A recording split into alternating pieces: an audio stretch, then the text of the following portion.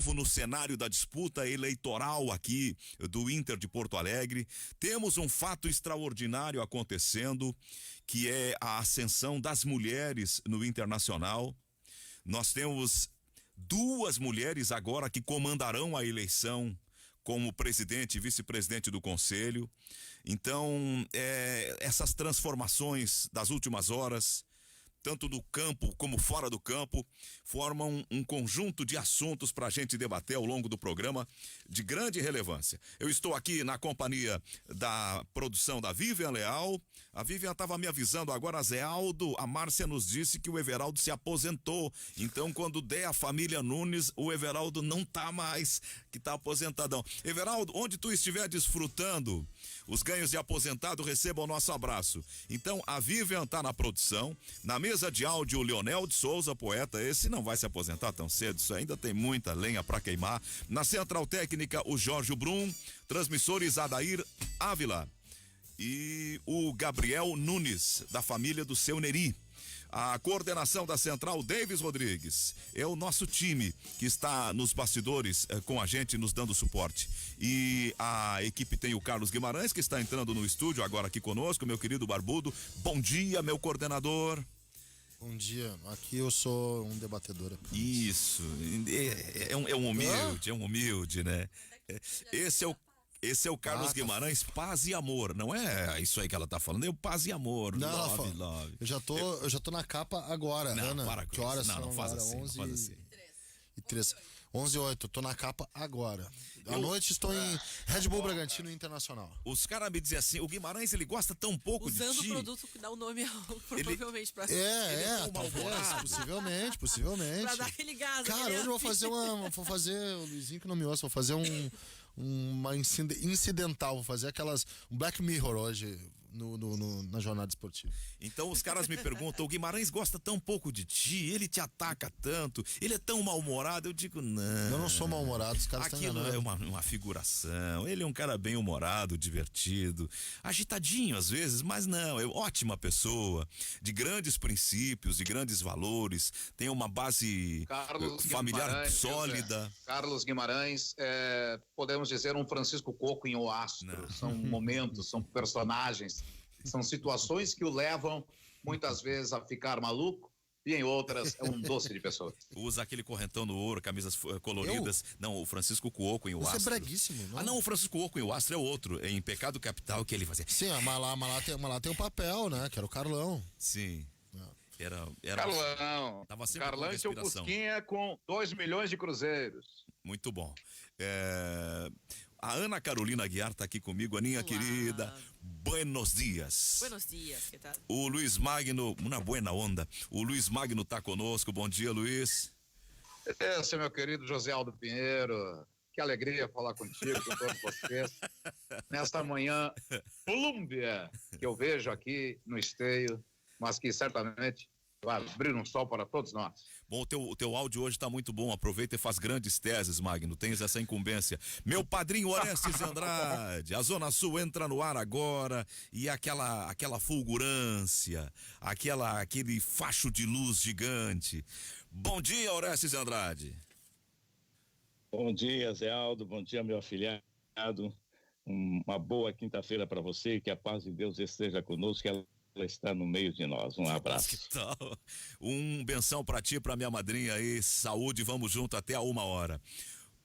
Beleza. Meu querido Cristiano Oliveira, talentosíssimo como sempre, grande comentarista, faz a lição de casa, se prepara e vem com tudo, tem todas as informações, todos os regulamentos, todas as últimas transferências, o tempo todo atualizadíssimo. Bom dia, Cristiano.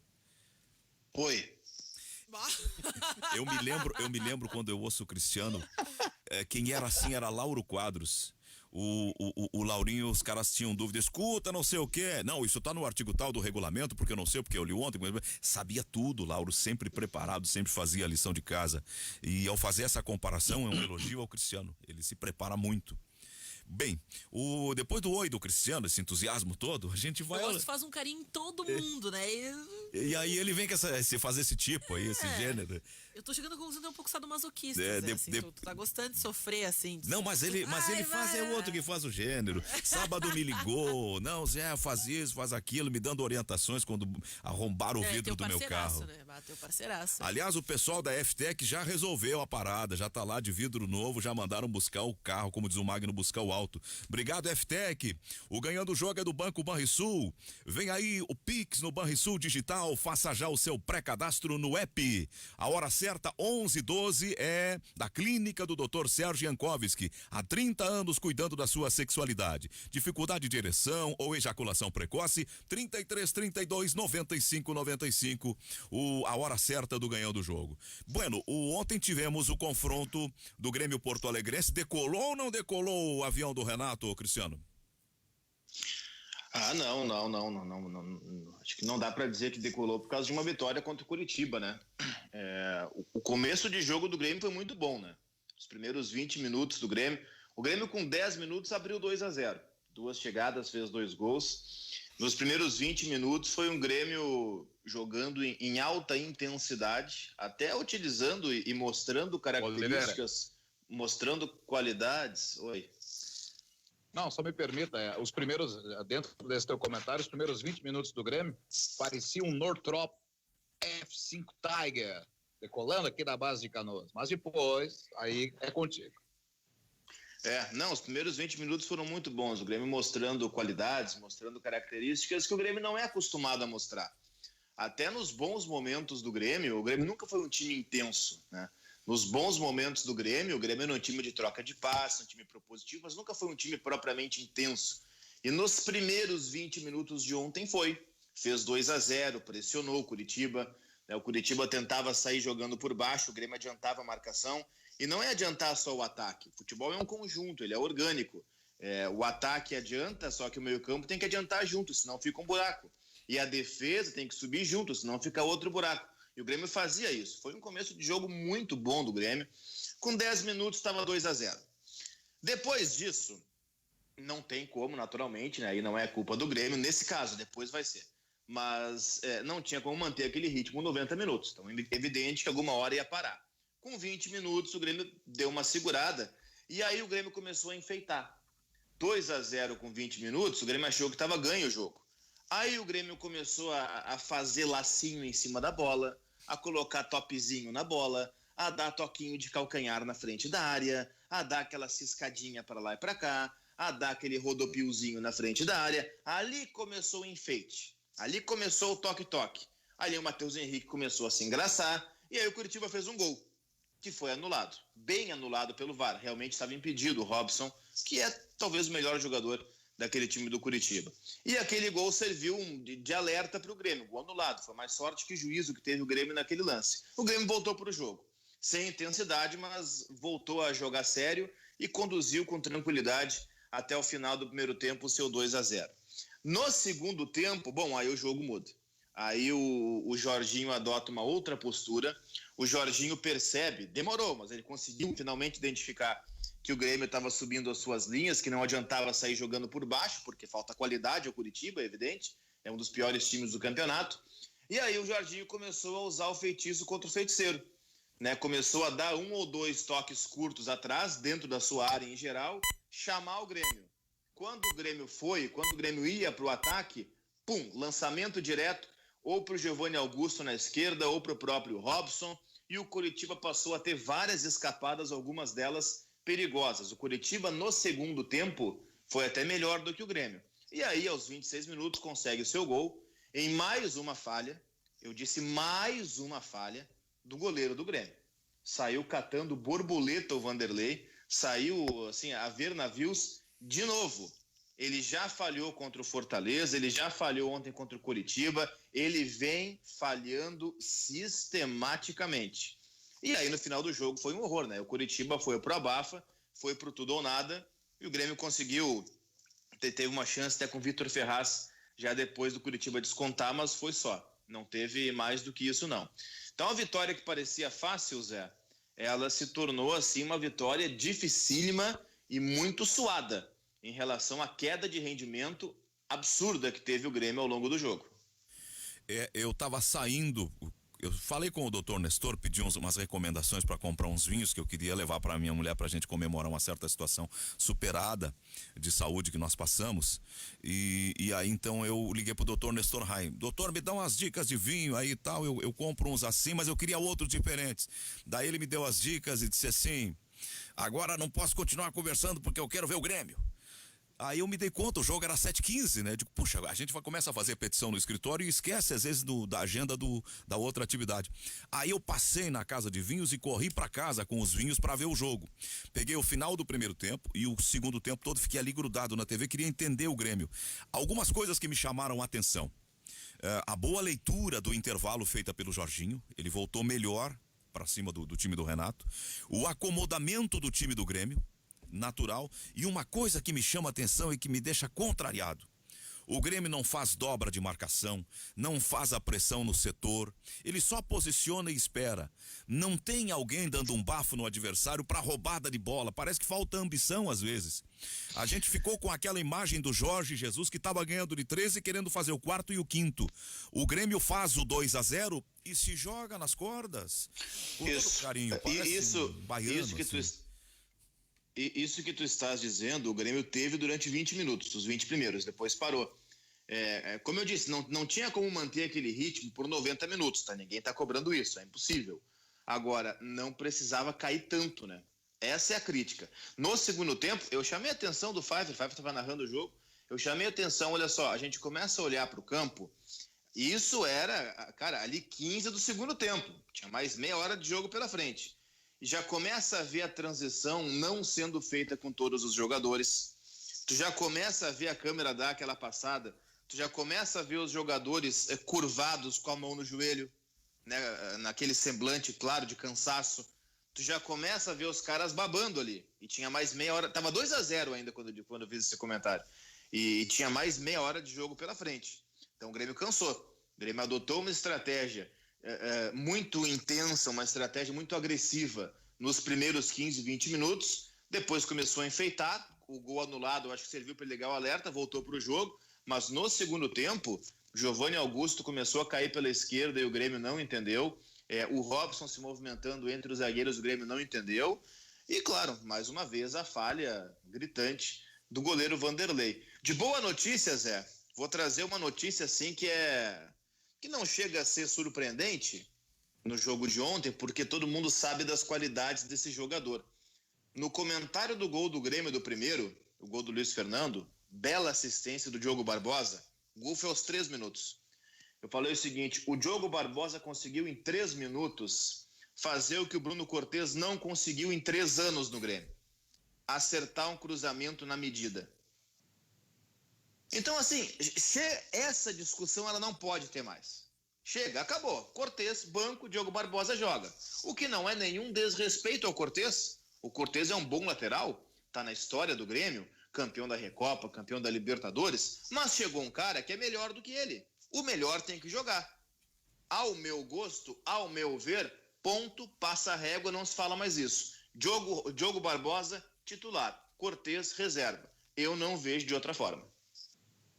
E foi um substituto procurado depois de uma queda de rendimento significativa, né? Não é nenhuma surpresa a gente questionar o posicionamento do Cortez, assim, não é algo que é inédito, que a gente hoje começa a falar, é algo que já vem sendo pauta, e até a busca por esse substituto já se vem há mais de um ano, né? Olha só. Com respeito ao Vanderlei... Vai, querido. Vai. Só com respeito ao Vanderlei, ele tem falhado realmente. Vocês acham que está na hora do Renato pensar em relação ao goleiro do Grêmio ou não? Não, porque o outro é o Paulo Vitor, né? Tem isso. Mas o Grêmio foi errado. O Grêmio buscou no mercado, Magno. Eu falei que o Grêmio contratou o Robinho com 6, 7 anos de atraso.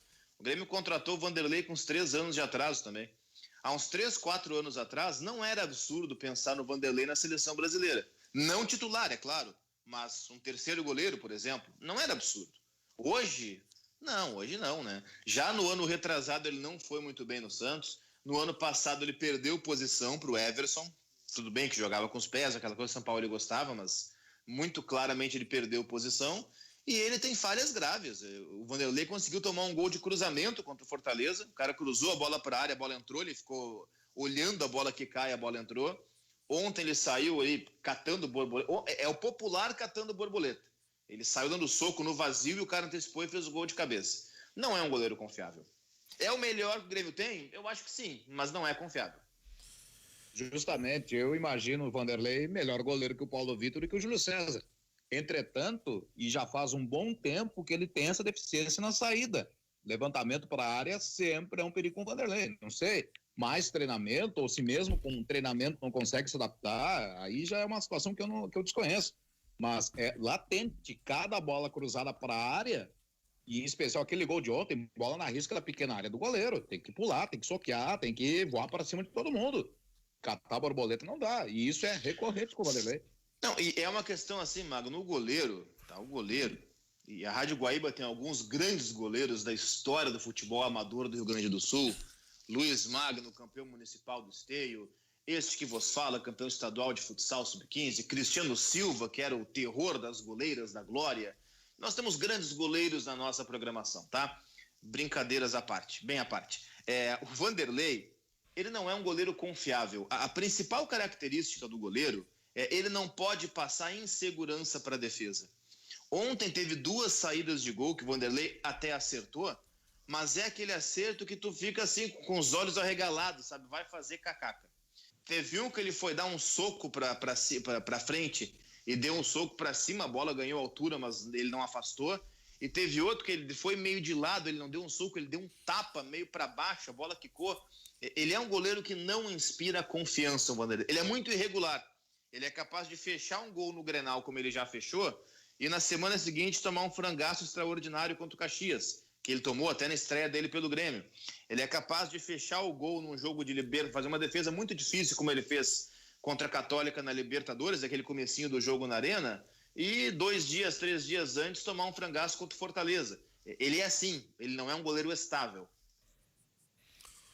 Eu vou dizer uma coisinha assim, ó, eu não fiquei surpreendido com essa... Eu fiquei surpreendido com um bom nível de entrega no início.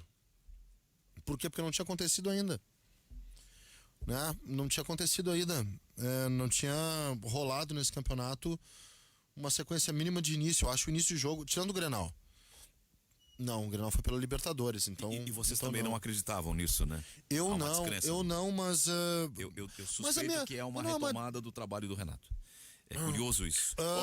Eu sei que tem resistência interna ao Renato, há um desgaste grande, mas eu ainda vejo a possibilidade de ele reagir. Eu acho que há a possibilidade dele reagir mudando, tá? Foram os melhores 20 minutos do Grêmio no Campeonato Brasileiro. Sim, foram. Mas os últimos 5 também foram muito bons. Mas eu acho o seguinte, tá, Zé? Eu acho o seguinte. O Renato entendeu agora o momento de transição. Ele tá batendo nisso, né? Ainda tem coisas que ele precisa mudar. Especialmente em escolhas, tá? Mas vamos lá. Vamos entender o jogo de ontem como uma espécie de... passou a fase Grenal. A gente teve 4 Grenais após a pandemia, né? 4. Foi muito Grenal. Um Grenal de... Não, acho que não.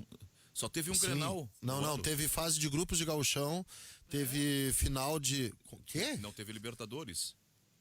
Um Grenal no ano? Não, um Grenal antes da pandemia. Não. Teve... Dois antes da pandemia. Então 4. 1x0 gol do Diego Souza e o 0x0 pela Libertadores. Depois da pandemia, 4. 4. Então tá. Teve 4. Teve da fase de grupos do gauchão, teve a final do turno, teve o da Libertadores e o do Brasileiro.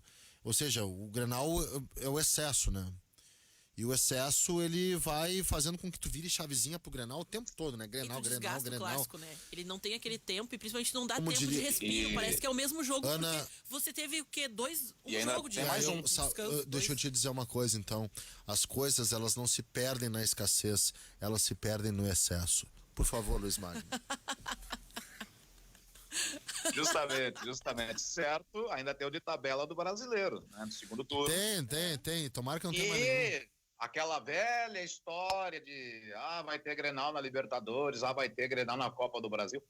Em tese, por essa circunstância, ainda podem acontecer mais 4. Se enfrentarem mais adiante na Libertadores de novo ou Copa Brasil. Não, mas a vida a gente tem que pensar numa perspectiva otimista e se tudo der certo só tem mais um e ainda em 2021. Bom, se tudo der certo, tem mais. Voltando ao assunto do Grêmio, tá? Podem se encontrar na final, eu acho. Pode se encontrar em vários Decisão de lugares. Copa do Brasil, decisão de Imagina, Libertadores. imagina. Nós, gauchões, assim, não nos entregamos. Claro que não, claro E que o não. coordenador está preparado para mobilizar a equipe, organizar Perfeitamente. E orgulhoso dessa possibilidade. Claro que sim. Zé Aldo quer eliminar o Juventude da Copa do Brasil, jogando contra o interior do estado. Você é um canalha. Pois é. Bom, se não for Inter e Grêmio, que seja Grêmio e Juventude, Inter e Juventude. Isso. Tanto faz, gauchada presente. Os caras estão dando já o Grêmio como classificado. Vamos segurar um pouco com a onda aí, meus amigos. Juventude não tá. O Magno agora Juventude não é atravessou aquele uma time de conversa. Série C ou de Série D. Juventude está numa Série B com possibilidade A. Não é jogo jogado, não. Vamos segurar a onda aí. Bateu a bandeirinha agora no Magno, começou a tremular. Tu falou certo isso? Ou tu... Não, tá fazendo uma demagogia com Caxias. Bom, voltando a vaca... Tá bom, então não precisa fazer o jogo. Já classifica o Grêmio para as quartas. Vamos Agora lá, né? endureceu. Voltando a vaca fria aqui, um abraço para todos os gremistas, colorados e torcedores do Juventude. Pintado vai agradecer essa Eu nossa acho, vou colar no vestiário. Eu acho que o seguinte, ó, meu bruxo, tira o Grenal do corpo e agora eu acho que pode ser mesmo um recomeço, mas ainda tem que mudar muita coisa, tá? Primeiro, tem que ganhar do Santos. o Grêmio passa por um momento de transição tardio. O momento real de transição do Grêmio é anterior, não é agora. Mas entendo que antes tarde do que nunca. Bah, o Paulo Luz largou uma dessas ontem que foi, assim, ao meu gosto, pelo menos, extraordinariamente constrangedor. O Paulo Luz chegou à conclusão ontem de que o Grêmio não tinha nenhum jogador remanescente do título de 2017 da Libertadores. Pô, tu percebeu isso agora? Amigo, eu vou te dizer que até tem, né? Se tiver completo, tem. Não, mas do time de ontem. O time de ontem não tinha. O time de ontem, nenhum jogador estava titular em 2017. Pô, tu percebeu isso agora? O Luan já foi embora, o Arthur foi embora, o Marcelo Groi foi embora, o Edilson foi embora, o Barros foi embora. Tu percebeu isso agora? A transição ela é agora pra ti? A transição ela é tardia. Mas ok, vamos supor que é um novo momento, tá?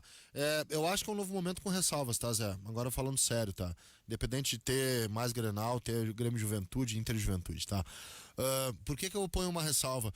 Porque o Grêmio, ele, embora tenha conseguido jogar bem, e jogar bem mesmo, acho que o desempenho é importante, o resultado foi mais fundamental. Porque existe uma coisa no futebol chamada tranquilidade. A tranquilidade, ela te dá confiança. A confiança te dá atuação. A confiança que dá desempenho. E para tu ter o desempenho e ter todo esse processo, o primeiro passo é o resultado, cara. O resultado é a coisa mais importante do futebol.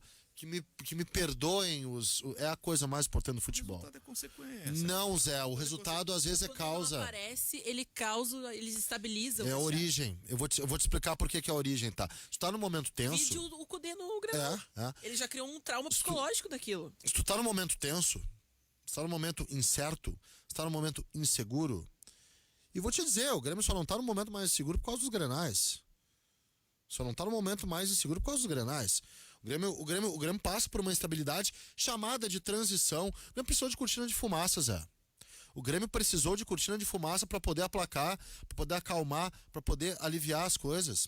O Grêmio lançou uma cortina de fumaça. Lançou não. Lançou não.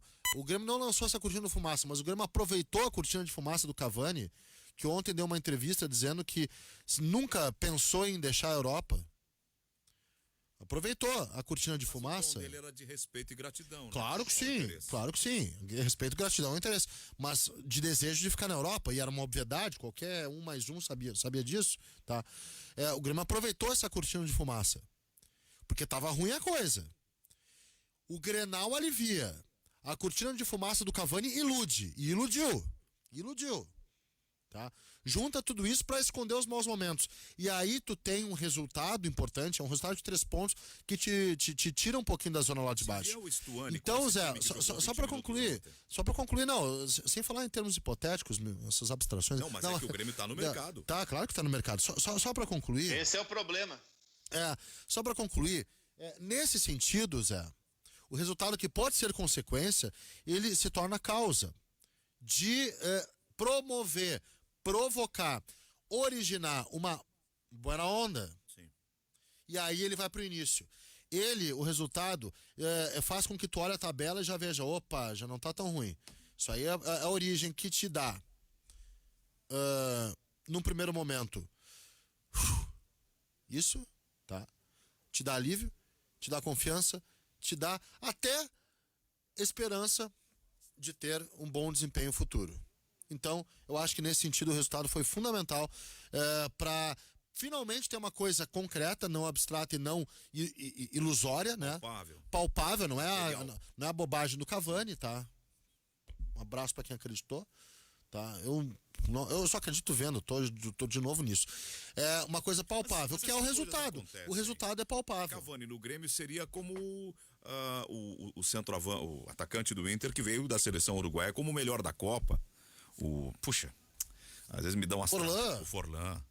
Nós temos que encarar os nossos times com a grandeza que eles têm, porque por vezes há um grande lance, vai lá e busca um De Leon, capitão da seleção uruguaia do Mundialito, por vezes vai lá, busca um Figueroa, busca um Forlan. Os nossos times são grandes, não dá pra ficar, porque isso é uma fantasia, uma ilusão. Os caras até tentaram, mas qual era, não deu certo. Vamos por exemplo mais recente, Zé, qual era a situação do Forlan na Europa quando ele veio pro Internacional? Qual era a questão salarial dele?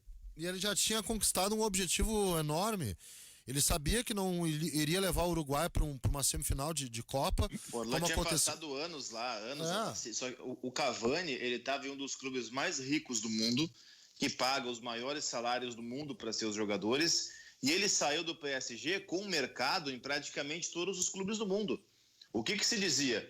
Olha, são 5 ou 6 equipes em todo o planeta que podem se dar o luxo de não quererem o Cavani. O Real Madrid, Barcelona... Tem Juventus, talvez, embora a Juventus tenha tentado. Não são muitos os que podem se dar o luxo de não querer o Cavani. Tanto é que ele fecha com o United, que é um dos maiores clubes do planeta, ganhando, Magno, um salário equivalente. Qual é o salário em reais do Cavani por lá? É quase que a folha inteira do Grêmio aqui. Por mais que esses 5, eu concordo, de se dar a luz de não querer o Cavani, mas em querendo, eles disputariam posição nesses times aí, tranquilamente. É porque às vezes a gente se dá conta de umas situações assim, a gente vai dar um pau no Grêmio, no Inter, porque foi mal com Fortaleza, não sei o quê, aí vai o Fortaleza e fatura o Galo. O Galo tá lá cantando, todo faceirão, e cai na mão do Fortaleza. Aí a gente começa a se dar conta, mas então as coisas não são tão desiguais assim, a tragédia não é tão trágica. Os nossos não estão tão mal. Aí a gente dá uma olhada na tabela, dá uma olhada no rendimento. Não, só um pouquinho, Zé. O Grêmio abriu a rodada em 15º lugar. Só me permite para concluir. Aí vê assim, o time que foi campeão gaúcho e que está classificado na Libertadores com antecedência, joga 20 minutos que são de relativo primor. E aí está no mercado buscando jogadores. Eu falo por um viés assim de uma certa esperança. Tá, mas eu tento Carlos, falar porque eu não consigo. Vai, termina. Eu digo da seguinte forma, eu concordo. Desculpa. Tem muitos jogos, os jogos são os resultados de jogos e as perspectivas de jogos eu divido de 2 formas. A primeira que é o papel. Inter e Fortaleza, beleza, olhando ali de imediato, o Inter tem de vencer o Fortaleza, ponto. As circunstâncias dentro do jogo. Pode haver um jogo entre Internacional e Flamengo, que em tese o Flamengo é melhor que o Inter, em que as circunstâncias de jogo podem nos dizer depois que o Internacional deveria ter vencido ou poderia ter vencido o Flamengo, porque jogou mal e o Flamengo jogou mal, seus jogadores estiveram numa jornada ruim, aquela história toda. Tem o pré e o durante jogo. Fortaleza ontem com o Atlético Mineiro, as circunstâncias levaram à vitória do Fortaleza, mas o pré-jogo era uma goleada do Atlético. Poderia se imaginar até. São essas situações que modificam o resultado de uma partida ou que dão margem para um comentário de partida. Essa é uma interpretação restrita, circunscrita, limitada, cingida ao jogo. Mas quando a gente vai fazer uma interpretação de campanha, vai trabalhar sob ponto de vista perspectivo, projetando, a gente tem que dizer, olha, nós conhecemos a realidade dos nossos clubes, a grandeza dos projetos do Grêmio e do Inter, o orçamento do Grêmio e do Inter, eles estão entre os maiores, só não chegam perto do Flamengo, quem sabe Palmeiras, mas nós conhecemos a competência dos nossos clubes, o trabalho de excelência que é realizado no Beira-Rio e na Arena, nós sabemos que os clubes podem ir um pouco além, nós não podemos chegar e fazer de maneira destrutiva, a partir de um resultado ou de uma atuação ruim, uma síntese do todo, porque aí é reducionismo. Acabar com o discurso de dirigente. Porque aí é reducionismo. Aí tu Concordo para. Onde é que contigo. tu enxerga a excelência do departamento de futebol de Grêmio e Inter esse ano? Concordo. Ao longo da história, não só agora. Não, aí que esse tá, ano, Aí que tá. Eu escrevi. Eu quero falar sobre isso porque isso aí é uma Não é abstração. não é uma abstração, mas é um apego à tradição excessivo, tá? Pode ser. E eu sei que tu é um cara tradicional e conservador. Pode ser. O apego à tradição, ele não pode desprezar os diferentes contextos sociais, políticos, econômicos, tecnológicos e costumes dos seus tempos. Não se cria mais o Rudy Armin Petri, Zé. Não se cria mais. Não se cria mais um Ibsen Pinheiro. Não se cria mais um Mandarim lá, um Hugo Amorim, um Paulo Portanova. Isso se dizia há 4 anos, aí surgiu Não. um cara que ninguém conhecia e ele se transformou num dos maiores presidentes da história do Grêmio, Romildo Bolzan. Mas o Romildo Bolzan não tem esse perfil. O Romildo Bolzan tem um perfil político. Eu não estou dizendo que não se cria mais um Pedro Simon. Presta atenção. Eu estou dizendo que não se cria mais. Romildo é um administrador. Fica tranquilo, relaxa, vai. Eu tô dizendo que não se cria mais um Rudy Armin Petri, um Oli Faquin, que são perfis essencialmente. O Oli Faquin não, o Oli Faquin pode se criar, porque é um perfil de dirigente de clube, que eu acho que tá em extinção, mas não acabou. Rudy Armin Petri não, que é o dirigente de vestiário, um Fernando Kreff, né? Um cara mais. Um cacalo. Para pegar um exemplo mais recente. Ou até mesmo o Fernando Carvalho. Acho que não se cria. Vamos lá. Eu sei que tu vai defender porque tu tem uma boa relação com ele. E eu tinha uma boa relação com ele. E foi muito decepcionante sua passagem no futebol. O Roberto Melo era uma espécie de simulacro. Ele é uma espécie de simulacro. Deixa eu terminar, por favor. Uma espécie de simulacro do Carvalho, tá? Ele é.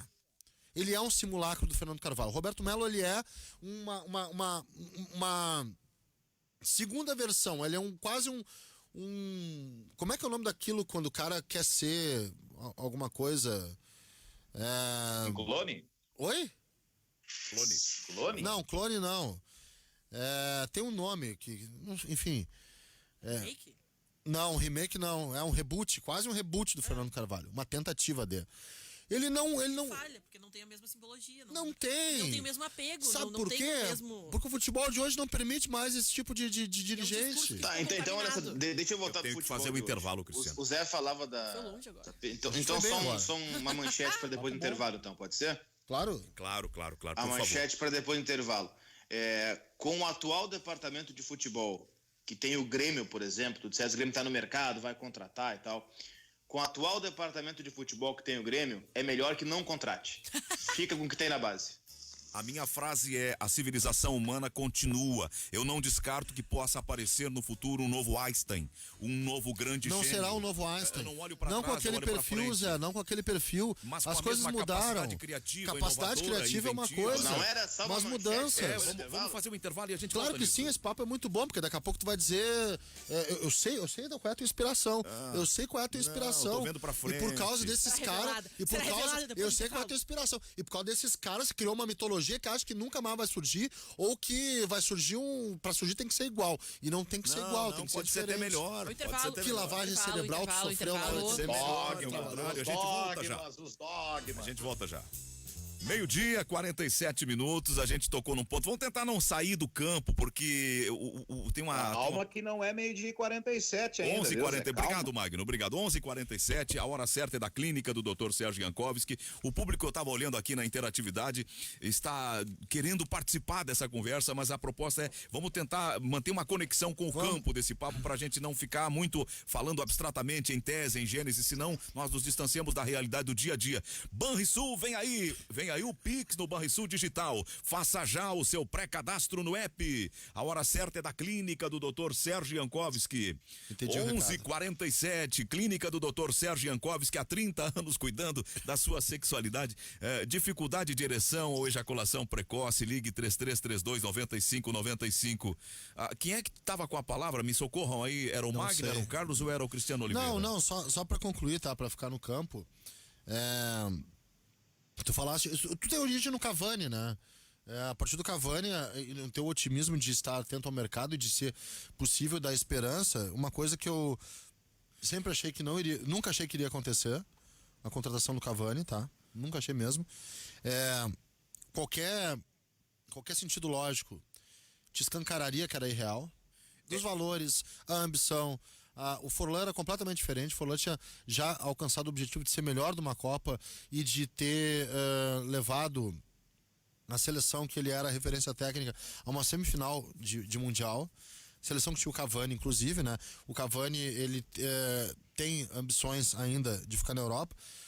Hoje é diferente. São várias coisas. A minha observação tinha um viés um pouco derivado disso que tu estás dizendo. Eu abstraía o Cavani e considerava o lance. Você andou falando em Belhanda, não é? Belhanda. Que é um jogador da seleção lá da Tunísia, não é? Não, do Marrocos. Do Marrocos. Se falava em Stuani, que vocês consideram um grande centroavante, jogador de seleção também do Uruguai. E eu disse, olha, nós temos aí Gamarra, tem Figueroa, tem De Leon, tem tantos outros grandes lances, Éder, que era um craque lá em Minas, que o Grêmio foi buscar. Assim, a história do nosso futebol é feita de lances. E eu, com uma visão um pouco mais otimista, só me permite, Magno, senão fica picotado e eu não fecho o raciocínio, talvez o ouvinte não compreenda. Então, o que eu tenho nessa minha visão otimista é uma visão que quem sempre fez poderá continuar fazendo. Seja lá Cavani, seja lá Stuani, seja lá Belhanda, o Grêmio tem dado uma demonstração. Está querendo reforçar. O Paulo Luz tem dito isso, que está no mercado. E o Grêmio tem bons jogadores, eu tenho dito isso. E eu não vejo. O Inter não está mal na Libertadores, o Inter está bem no Brasileiro. Então tem uma visão um pouco mais otimista em relação aos nossos. A visão de vocês é um pouco mais ácida, mais crítica. O que não quero dizer que está errada. Cada um tem um ponto de vista. Mas perfeito, Zé, eu concordo. Nós temos que ser otimistas, eu também sou, tanto quanto tu, Zé. Entretanto, as cifras, os valores, a diferença do futebol sul-americano para o europeu nesse ponto, ela é estratosférica.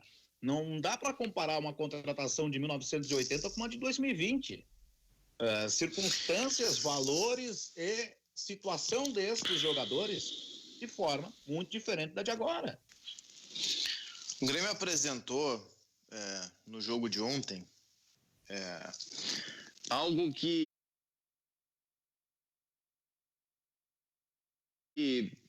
eu não sei se vai fugir dessa regra até o final do ano. Talvez em casos excepcionais, sim. Mas eu lembro que naquele jogo, acho que foi do Palmeiras, que podia estrear, e estreou de fato o Diogo Barbosa, eu tinha alertado para essa situação e até agora, pelo menos, ela vem se confirmando. Quando joga o Bruno Cortez na esquerda, do outro lado vai o Orejuela. E como o Cortez não podia jogar ontem, jogaria o Diogo Barbosa, era certo que jogaria, tinha muita gente colocando no provável Grêmio Orejuela, eu lembro que eu dava essa alertada e até conversava com o Gutierrez antes do jogo, antes da jornada sobre isso. Olha, eu acho que vai o Vitor Ferraz, porque até agora o Renato ele tem feito isso. Quando ele põe o Diogo Barbosa, ele dá uma equilibrada do outro lado com o Vitor Ferraz, para não ficar dois laterais que só apoiam e tem dificuldade na marcação. Embora o Ferraz também não seja um grande marcador, mas marca mais que o Orejuela. E ontem isso mais uma vez aconteceu e eu não sei se não vai ser uma regra para o restante da temporada. Eu acho que sim, porque se pela esquerda a diferença do Diogo Barbosa para o Cortez ela é grande, especialmente no apoio, com a bola a diferença é muito grande. O Diogo Barbosa ele tem mais... o Cortez ele tem a habilidade, em alguns casos, aquela jogada de domínio, de partir. Só que o Diogo Barbosa ele tem o desfecho, ele tem o cruzamento, ele tem o passe, ele tem a velocidade. E permite uma indagação, Cristiano? Coisas que faltam ao Cortez, diga. És uma visão tua em relação à composição atual do grupo do Grêmio, ou é um conceito fechado, geral? Porque nós tínhamos a seleção brasileira com Roberto Carlos de um lado e Cafu do outro, e ambos eram ofensivos. Só que aí tu tem que ter um modelo que comporte cobertura, ou com um volante de velocidade para fazer cobertura, Filipão fez isso. ou com ocupação por zona. Não, o Filipão botou o Edmilson pra fechar 3 zagueiros, mais o Gilberto Silva na frente, pra liberar os dois. 2002. Copa 2002.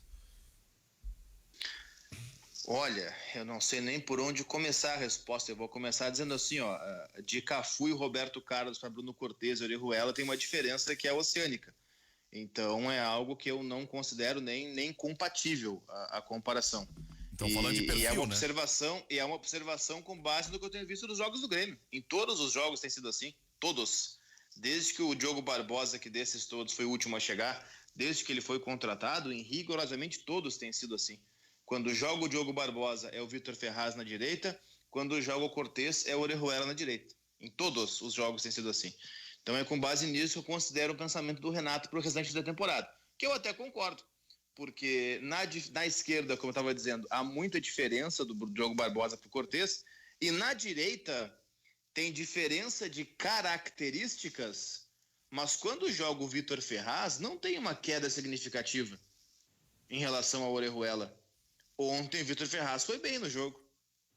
Não foi comprometedor, pelo contrário, foi bem no jogo. Ele é bom jogador. Então eu tenho. É bom jogador, é inteligente, se movimenta.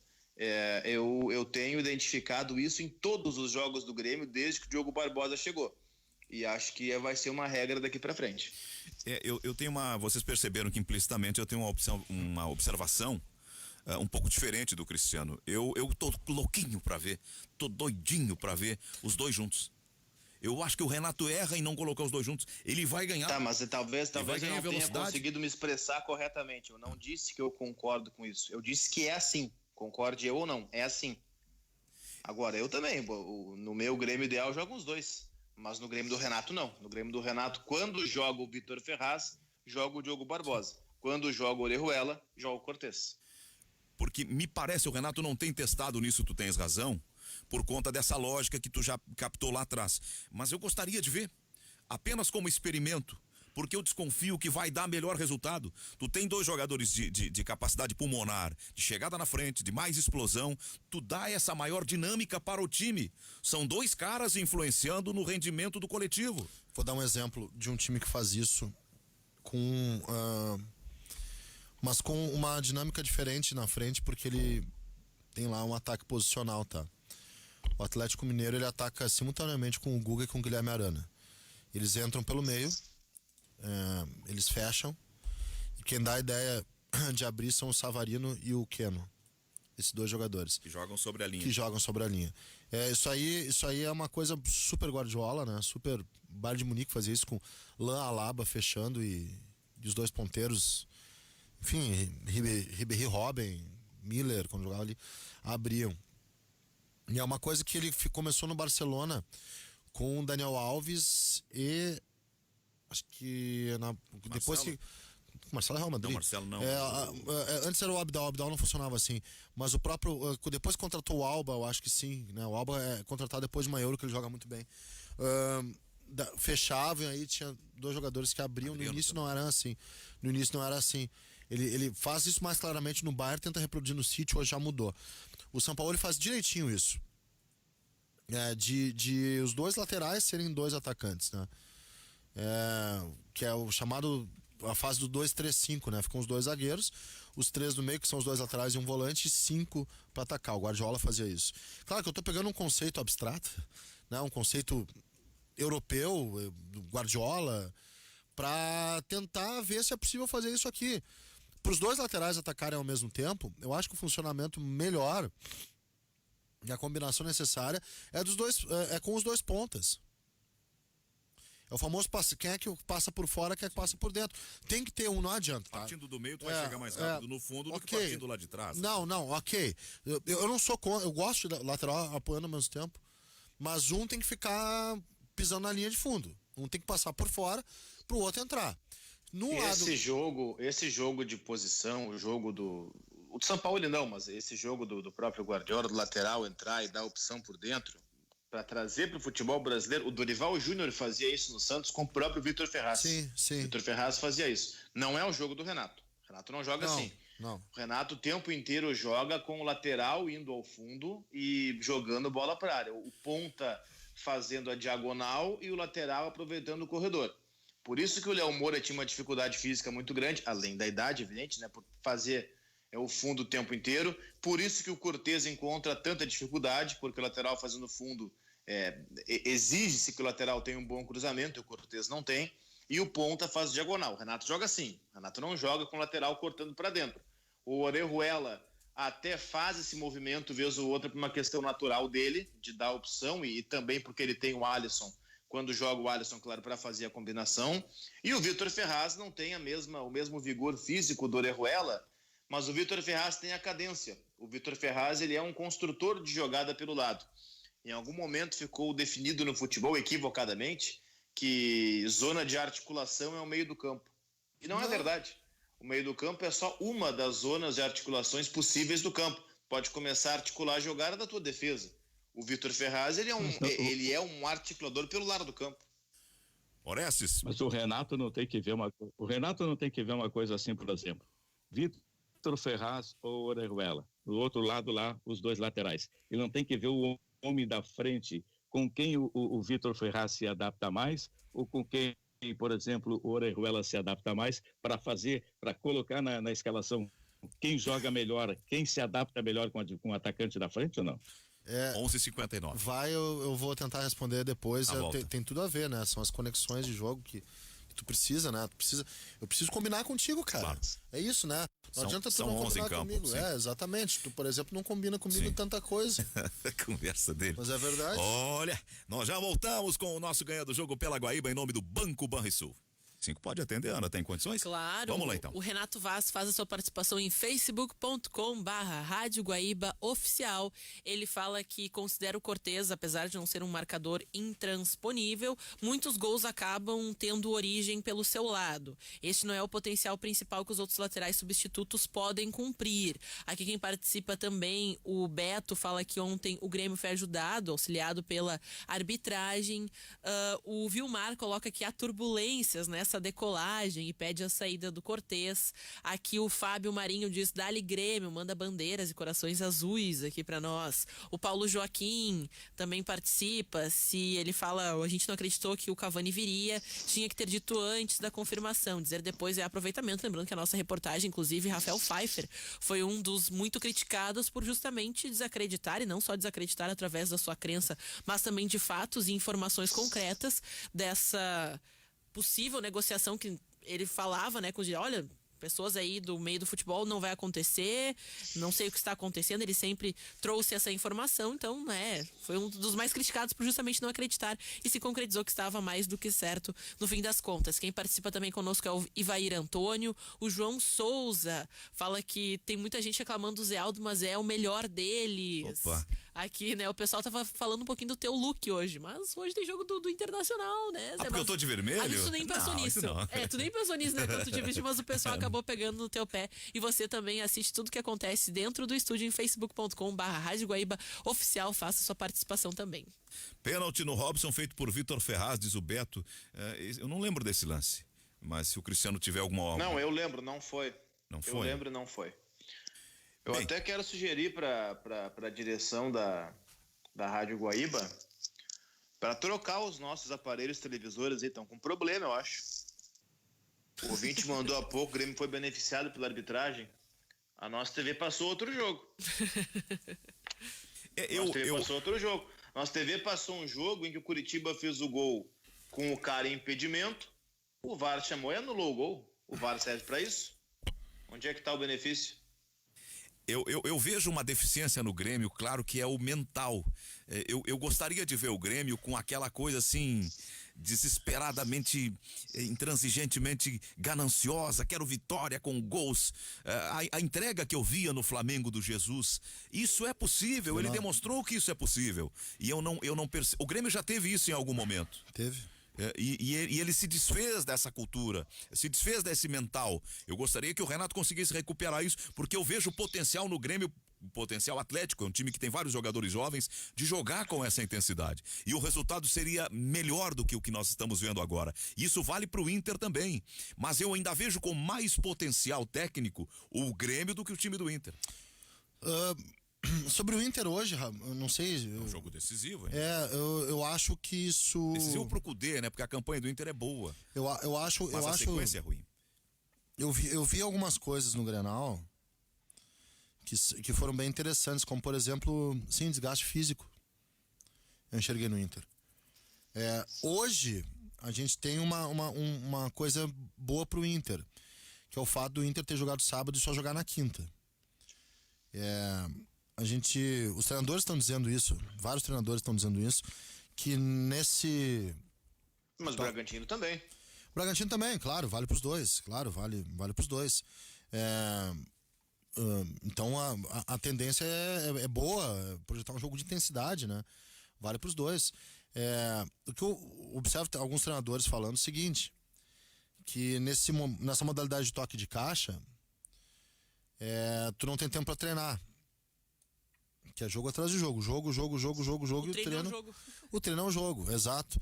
Que tu treina no jogo e mais descansa. Mas, se bem que a favor do Bragantino também tem o fato de que não há troca de chave, né?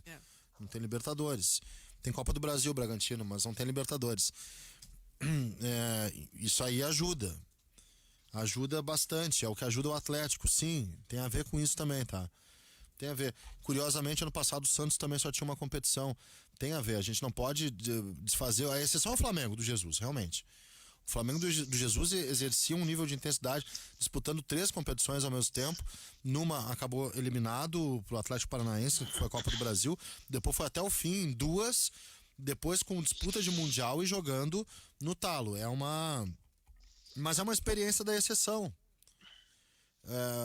Geralmente no futebol brasileiro, os times que têm mais intensidade, ou eles priorizam, ou eles só têm uma competição. Então talvez hoje o Inter baixou a intensidade de maneira muito séria. Baixou a intensidade de uma maneira muito séria. O nível de intensidade do Inter mostrado nos últimos jogos não é o mesmo que se tinha no início da temporada. Ou mesmo na volta da paralisação. Ou mesmo no início do Brasileirão. E coincidentemente, quando a Libertadores voltou, o nível de intensidade baixou. Até acho que o Inter faz jogo intenso contra o América de Cali, o 4-3. Mas hoje eu acho que a tendência é voltar um pouquinho, ter uma intensidade um pouco mais alta. Primeiro tempo daquele jogo, só, viu? Primeiro tempo. Foi um horror. Primeiro tempo. Tristeza. Verdade. Mas acho que hoje há uma tendência de voltar a ter um pouquinho mais de intensidade, na qual a parte física faz muita influência. Escuta, qual é o time do Inter hoje? Eu vou pegar. O Inter é Marcelo aí. Lomba, Heitor, Rodrigo Moledo, Cuesta e Wendel, Rodrigo Lindoso, Edenilson, Bosquilha, Patrick, Thiago Galhardo e Abel Hernandes. É o time titular, é o que tem de melhor. Bom, tem que aproveitar então que o Musso está fora, suspenso, né? Aproveitar para dar uma consistência no meio-campo. E o Moledo Johnny na também zaga, tá eu espero fora. que jogue mesmo, né? Espero que não tenha ali uma surpresa de última hora, daqui a pouco ninguém percebe e chegou, pum, Zé Gabriel. Acho que deu, né? Desse assunto, né? Não sei. Não boto minha mão no fogo por isso. Pois é, eu também não. Eu não boto minha mão no fogo por não. isso. Acho que o Moledo merece uma sequência. Acho que nunca deveria ter saído. Mas eu não boto minha mão no fogo por isso, não. Por quê? Porque, de novo, aquela coisa, né? O conceito do Cudê é do zagueiro que sai jogando, é do zagueiro construtor, que eu não Mas vejo. o Zé Gabriel não sai jogando. Eu não cara. vejo. Isso é uma das grandes balelas que os caras contam. Eu não vejo isso. O Zé Gabriel sai jogando, não sai. O Inter tomou vários gols por causa de erro de saída de bola do Zé Gabriel. Mas tu repara uma coisa, o Inter não fez saída de 3 uma vez no Grenal. Ele jogou com balão. O Lomba mandava todo mundo subir para jogar com balão. É interessante isso, porque a presença do Zé Gabriel parece que o Inter só consegue fazer a jogada, ou só é orientado a fazer essa jogada, quando tem ali o Zé Gabriel com o Cuesta. Mas então eu vou te dizer uma coisa, o gol que o Inter tomou no Grenal não foi por causa disso. O gol que o Inter tomou contra o Bahia foi porque foi sair jogando, o Zé Gabriel deu um passe no pé do adversário, O Inter tomou gol contra o América de Cali porque o Zé Gabriel foi sair jogando Claro. no pé do adversário. É. Então, se é para sair jogando bonitinho, curtinho e entregar a bola para o adversário, eu prefiro o Moleiro dando balão para frente. O Inter toma gol em transição no Grenal, né? Um jogo, uma Esse é o transição. negócio do Aliás, Zé. o Musto, né? Quem tá acompanhando o PP é o Musto. O PP continua correndo, o Musto para, a zaga tá, os dois estão preocupados com o Diego Souza e o PP entra sozinho para fazer o gol. Esse negócio de Zé Gabriel e Moledo, se o Moledo não jogar hoje, jogar o Zé Gabriel, não adianta a gente ficar dando um burro em ponta de faca, porque o Zé Gabriel aí só sairá do time a hora que fizer uma babazeira aí e o Internacional levar 2 ou 3 gols. Só vai sair o dia que ele for preso, que eu espero que não aconteça. Mas eu vou dizer pra vocês, Senão ele joga. se o Musto tem a mesma atuação do Grenal sem o braço na cara do Diego Souza, ou seja, sem a expulsão, o titular de hoje seria o Musto. Não tem nenhuma dúvida disso. Eu tenho algum... Eu concordo. E é absolutamente isso que eu tô... Enfim, pode ser uma teoria da conspiração na minha cabeça, mas, enfim, lanço para debate. Vocês não acham... O jogo do Inter hoje até é fora de casa, não iria muito nesse aspecto. Mas vocês não acham que o fato de não haver torcida no estádio, não haver aquele murmurinho na hora da escalação, as vaias no anúncio do time, os gritos de burro, burro, burro, vocês não acham que a ausência de torcida no estádio não ajuda os técnicos a manterem as suas teimosias? Ah, com certeza.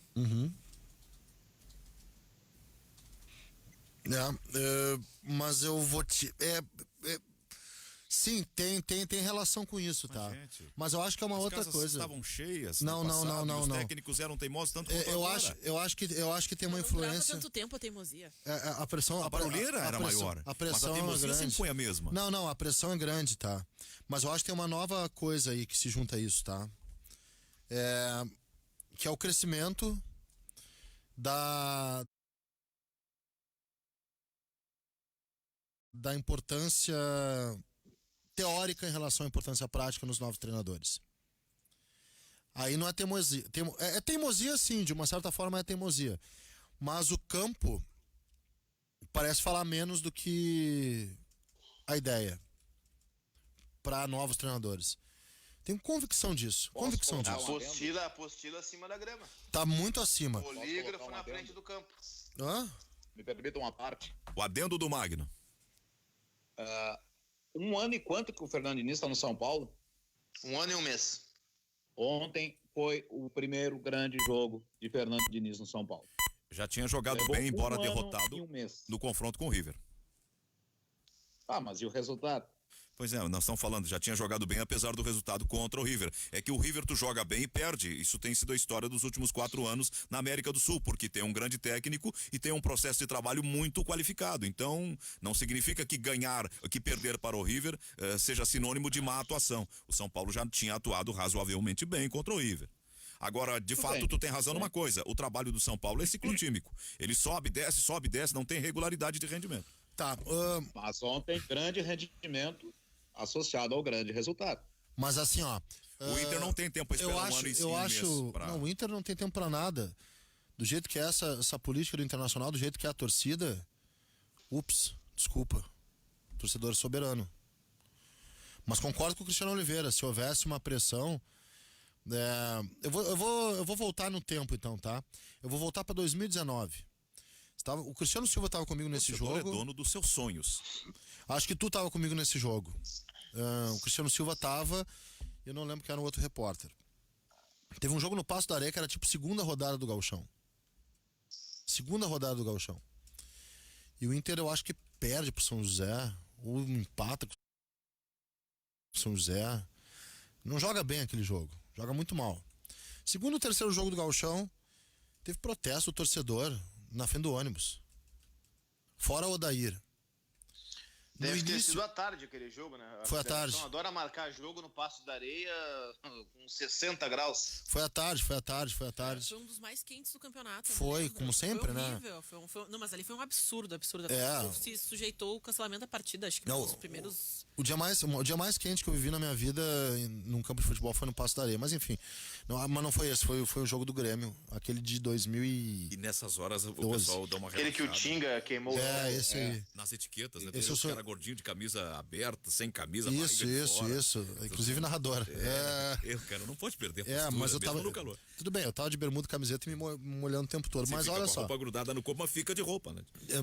Buscar a nudez. Tipo o Rogério Ceni, assim, o Rogério dá meio que umas emuladas no Argel Fux. Sim. Né? Diz respeito ao Sudorese. Sim. O Rogério agora tá usando camisetas para não mostrar o suor. Mas buscar a nudez não é uma boa opção nesse momento. Então, esse jogo do Passo da Areia teve protesto. A nudez sempre é importante. Como é que é? A nudez sempre é importante, ainda mais sendo calorão. O negócio é ficar. Os campos naturistas, sim, né, tranquilo. Magno? Nem no estádio de futebol, não, né? Ainda mais pro rapaz da imprensa, que tem que dar o exemplo de postura. Mas isso aí não é o papo. A postura é a nudez, mostrar como realmente somos. Essa que é a postura, sem invólucros, sem nada. Diferença dos narradores. Mas depois eu falo, tu fica bravo. 2017 eu tava em férias e aí o Inter anunciou o Antônio Carlos Zago. Quando eu voltei, meu primeiro ganho do jogo foi: Zago deve ficar ou sair. Isso é natural. Eu tenho certeza que se houvesse uma pressão da torcida, cara, eu não sei se o Cudê ia mudar de ideia, tá? Mas eu também não sei se ele não ia, é assim? Então um abraço. Um abraço pra vocês. Tem um assunto de Grêmio que eu quero falar depois, que é o Marcelo Oliveira. Eu anotei aqui. Tu anotou? Eu quero falar depois. Eu tenho... O Cudê, se tivesse pressão... falando coletivo agora há pouco, né? Se o Cudê fosse tivesse torcida com a pressão, porque o Fora Cudê existe pra algumas pessoas. Existe. O mais louco é que algumas pessoas acreditavam na revolução. E aí ainda colocam a culpa na imprensa. Porque teve postagem de matéria, de coluna, dizendo que o Cudê seria uma revolução. Mas, olha, tem que acreditar muito, assim, Bom, a torcida acreditou... Com a palavra, com o termo. As pessoas acreditam nos picaretas, às vezes, total. não é fácil, né? Não, mas não é jornalista, Oliveira, é o clickbait. Mas então eu vou te dizer, Guimarães, sem nenhum corporativismo, tem muitos dos nossos colegas que são picaretas, que nunca viram os caras treinando e começam a dissertar tese, não, porque é assim, assado. E aí se valoriza... Tu sabe que tem. Claro que tem. Como se isso fosse a imprensa, eu não esperava a revolução do Cudê. A única, talvez, e vou dizer sério, a única, talvez, decepção é uma palavra forte, mas talvez... frustração de expectativa ou cair na real a respeito de algo que eu acho que ele poderia fazer diferente, é esse apego ao conceito, tá? Eu não acho ruim a ideia. A execução da ideia é uma outra coisa, é um segundo passo. Não acho ruim a ideia. Acho que ele tem limitações no grupo. Acho que ele erra. Acho que ele erra em escolhas. Acho que ele, nesse momento, tá optando pela ideia mais do que por aquilo que o campo fala. E isso é uma teimosia também. Uma reincidência que não se compreende. Claro. É o polígrafo falando mais alto que o campo. Só que assim, teve muita gente dizendo que não, porque o Cudê... Porque ele deu uma frase quando ele foi apresentado, e a frase até é bonita para colocar em para-choque, assim, é extraordinária, mas na prática ele não tá fazendo. Quando ele foi perguntado sobre o D'Alessandro, se ele podia jogar e tal, o Cudê diz aquela famosa frase: o futebol não pede documento. Do tipo assim, não importa se o cara tem 40 anos ou se tem 18, se é bom vai jogar. Só que na prática, eu lembro que eu disse isso no dia seguinte ao que ele foi apresentado, o Racing do Cudê era cheio de jogadores rodados. O goleiro era o Arias, que é um trintão, tinha lá o Donati na zaga, o ataque era que Vitanite e o Lisandro Lopes, e quando não jogava o que Vitanite, jogava o Cristaldo, que é outro experiente, Marcelo Silva no meio campo. Era um time cheio de jogadores rodados. E aí tinha, claro, um Zarate surgindo e tal, beleza. Mas era um time cheio de jogadores rodados. Como é o Inter desse ano? A gente fala do Grêmio com a sua média de idade bastante elevada, o Inter também. O Inter não fica muito longe. É que o Inter dá umas baixadas ali na média quando joga, por exemplo, um Praxedes, que não é sempre, e aí puxa a média para baixo. O próprio Moisés tem 25 anos, não é um jogador tão rodado assim. Zé Gabriel... O Zé Gabriel puxava a média para baixo, só que aí entra outra discussão, que não é simplesmente ser novo ou ser velho, ser bom ou ser ruim, ser bonito, ser feio, ser gordo ou ser magro. É a questão da qualidade. Quando deveria entrar... O Musto, por exemplo, ele joga em detrimento ao Johnny. Por quê? O Johnny é melhor que o Musto. O Musto joga porque ele é experiente, porque ele é aquela coisa. Não, o Johnny é melhor. O Zé Gabriel jogava em detrimento ao Moledo porque ele tem saída de bola, porque não sei o quê, porque estufa o peito. Não tem, é mentira. O Moledo joga mais que o Zé Gabriel. Não importa se é mais velho ou mais novo nesse caso. O melhor tem que jogar. O João de Porto Alegre, que eu acho que tem uma vocação para comentarista, ele sempre traz boas contribuições ao programa, ele diz o seguinte: como dito no primeiro bloco, que resultado é preponderante no futebol, o que vocês acham desses números? 36 jogos, 18 vitórias, 11 empates e 7 derrotas, com 51 gols a favor, 24 gols contra, o que significa 60% de aproveitamento no ano. Esses números são do esculachado Eduardo Cudê, que está em segundo no Brasileiro e segundo na Libertadores. Ele faz aqui, no final, ele dá uma derivada para uma defesa do Cudê. Mas eu na primeira parte ele apenas apresentou nua e cruamente os números da campanha do Cudê. Os números são para o João, é gente boa, vacila, mas gente boa. Os números, eles precisam ser interpretados, tá? Tu tem que recortar isso aí, tu tem que tirar, por exemplo, o gauchão, tá? E tem tendência. Mas se tu quiser deixar o gauchão, recente, é ruim.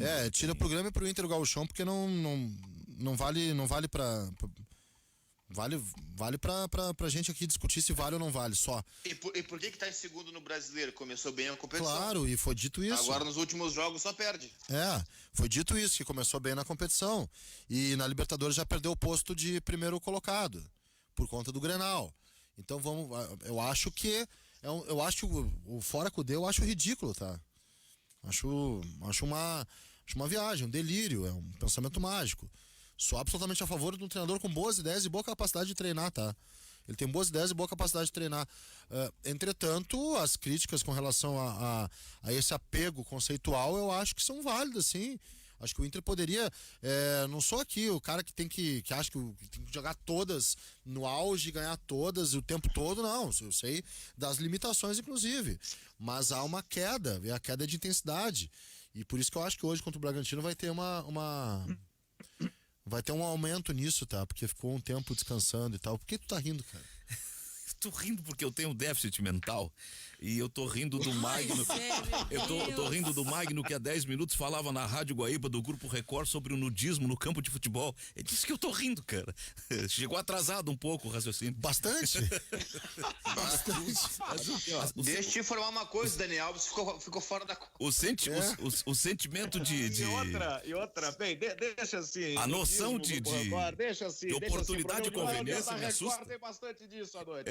Então eu vou te dizer uma coisa, o Luiz Magno nesse momento está nu na sua sacada no esteio, fumando um cigarro, tomando uísque no meio do programa. É a rádio aí. De chinelo, de pantufas, meias e nu. E eu dele na tese aqui, sério, falando, do conceito, não sei o que, o cara começa a rir. E aí, até que não deu mais pra ignorar. O que tá rindo, cara? O que eu falei de engraçado? Tô falando do Inter, do Cudê, e tu começou a rir. Não, olha, cara, é um assunto importante, sabe por quê? Não, mas que nos perdoe o torcedor. Porque eu falei do Bragantino, sim, e acho que hoje tende a crescer. O Oliveira falou um negócio certo. O Bragantino também ficou descansado. Ou seja, que bom. O Atlético tem uma vantagem, a gente já bateu nesse assunto. E quando a gente analisa o Inter, não fala da vantagem do Atlético e que tem que ser sempre colada na fala. O Atlético só joga o Brasileiro, fica descansando, agorizado a semana inteira e vem que é um facho pra cima dos adversários e faz resultado na largada. O Colorado tá aí carteando entre Copa do Brasil, entre Copa Libertadores e Brasileiro. Tá aqui numa extremidade do país, tem que viajar pra lá, volta, viaja pra lá, volta, viaja pra lá, volta. O Atlético Mineiro contra o Vasco também não jogou meio de semana. O Atlético tocou 4. Correu 30 vezes mais que o Vasco. O Vasco também não tinha jogado meio de semana. Parece. Eu quero fazer o seguinte, ó. Eu quero cumprimentar esse cara aí, o João, que diz que quer ser comentarista. Ele tá no caminho certo, porque de narrador tá cheio. Não mete nessa que tá cheio. Tem o Bruno, tem o Fiverr. Só uma coisa, tá? Aliás, na verdade, duas. A primeira, o Inter não tá em segundo, tá em quarto. Se ele ganhar hoje, volta pra segundo. Tem tudo pra ganhar, acho que de fato vai voltar pra segundo. Eu falei que eram duas coisas, não, são três. A segunda coisa, Oresta, aquilo que a gente conversava esses dias, o Flamengo chegou. Quando o Flamengo chegar, se é que vai chegar, não, chegou. Flamengo hoje é o segundo colocado. Mas não tem nada fora do lugar nisso, né? Não, pelo contrário. Pelo contrário, se esperava que fosse chegar e chegou. É que se perguntava e alguns duvidavam, será que vai chegar o Flamengo? Bom, a resposta foi dada. Chegou. É o segundo colocado. E a terceira coisa, que enchiam o meu saco, torravam a minha paciência, como diz o Magno, puxando o R que ele gosta, torravam a minha paciência, quando no começo do ano eu dizia para não encherem o saco com o tal do ramonismo, que era para olhar a tabela de jogos. O Vasco começou o campeonato com uma barbada atrás da outra. Era óbvio que iria ganhar os jogos. As barbadas acabaram, parceiro. Vasco já é o 10º. O Vasco é a barbada hoje. O Vasco é a barbada hoje. Vai ser segunda página do Campeonato Brasileiro. E vou dizer mais, eu não duvido que o Vasco vai brigar contra rebaixamento no Campeonato Brasileiro. Parem de torrar minha paciência com ramonismo. Muito obrigado. Acrescento, o ramonismo não dura metade do segundo turno, porque o Vasco vai estar lutando para não cair. Isso, Magno, é interpretar os números. O Vasco é líder, que bonito, ramonismo. Não, o Vasco é líder porque ele abriu o campeonato contra as barbadas. Acabaram as barbadas. Tomou 3 do Bahia do Mano Menezes ontem. Bem, sobre Flamengo, 3 aspectos que tem que ser ressaltados. Troca de técnico, mudança de modelo, adaptação ao modelo novo. Segundo, surto de Covid-19, retirada do time de vários titulares, lesões. Terceiro, 2 competições, desgaste de viagens e isso pesando. Então, se compreende que o Flamengo tenha patinado e se compreende que ainda com as patinadas que deu, esteja chegando à posição de segundo colocado, com 3 pontos apenas atrás do Atlético, porque o Flamengo tem o grupo mais caro do país, tem um processo diferenciado na comparação com os demais, e não é de se descartar que o Flamengo seja bicampeão brasileiro e que de novo vá brigar na Copa Libertadores, por conta deste diferencial de modelo de investimentos, desse diferencial de projeto do ponto de vista de investimentos. Eles têm muito mais recursos que os demais. O São Paulo é um pouco uma surpresa, porque ele claudica, ele vai mal no estadual, ameaça de queda do técnico e já está com 23, 1 ponto atrás do Flamengo e apenas 4 atrás do Atlético. E o Inter, que está apenas 1 ponto atrás do São Paulo, apenas 2 pontos atrás do Atlético e tem apenas 5 pontos, aliás, atrás do Flamengo e apenas 5 pontos atrás do líder Atlético, não se pode interpretar como trágica a atuação do Inter, a campanha do Inter. Ele ganha hoje e ele sobe de 22 para 25. E ele não é trágica a campanha do Inter, pelo contrário. A campanha do Inter é boa. Ele vira segundo de novo. Eu sei, o trágico é uma palavra forte, mas o preocupante para o Inter é a sequência recente. Mas o começo do Inter foi muito bom. O que preocupa no Inter é essa instabilidade, é essa queda, é essa curva para baixo.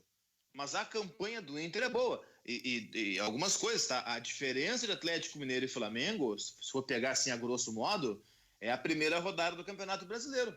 Agora em que o Flamengo perdeu em casa para o Atlético Mineiro 1-0. Se tu tirar aqueles 3 pontos do Galo e colocar para o Flamengo, ficaria o Flamengo líder e o Galo vice. Olha a diferença. E outra, e aí interpretem como quiser.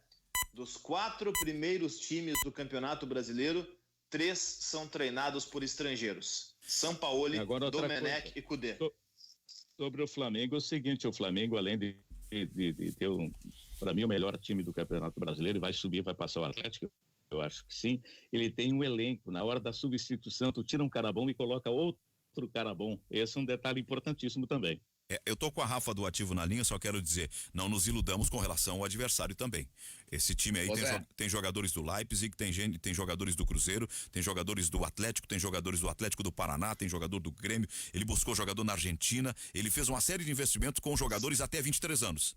Jogadores promessas. Então não são cabeças de bagre, são jogadores jovens. Então não dá para se iludir se daqui a um pouco os caras ficar grandão, felpudos no confronto com o Inter. Podemos voltar nesse assunto. Eu tô com a Rafa na linha. Eu só peço a fichão para o retorno após a Rafa. Vamos falar do Ativo, Rafa. Dá um recado pro ouvinte que está acompanhando o Ganhando o Jogo aqui pela Rádio Guaíba.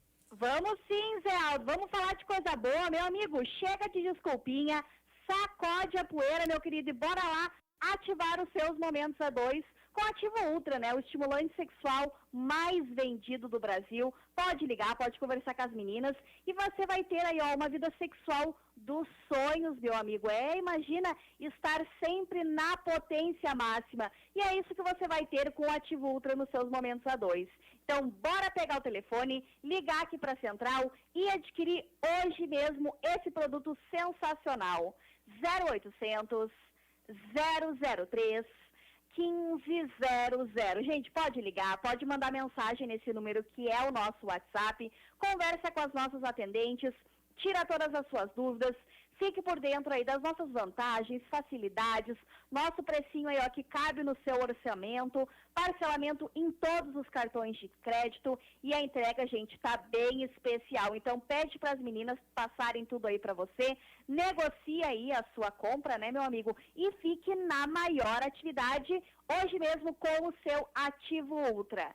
0800 003 1500. Ativo, é você Ultra, é você na maior atividade, Zé Aldo. Obrigado a querida Rafa do Ativo dando o recado. O Magno tá com a ficha 1, voltamos com ele. Em seguida tem intervalo, são 12 horas e 32 minutos. A hora certa do ganhão do jogo é para a clínica do Dr. Sérgio Jankowski. Fala, Magno.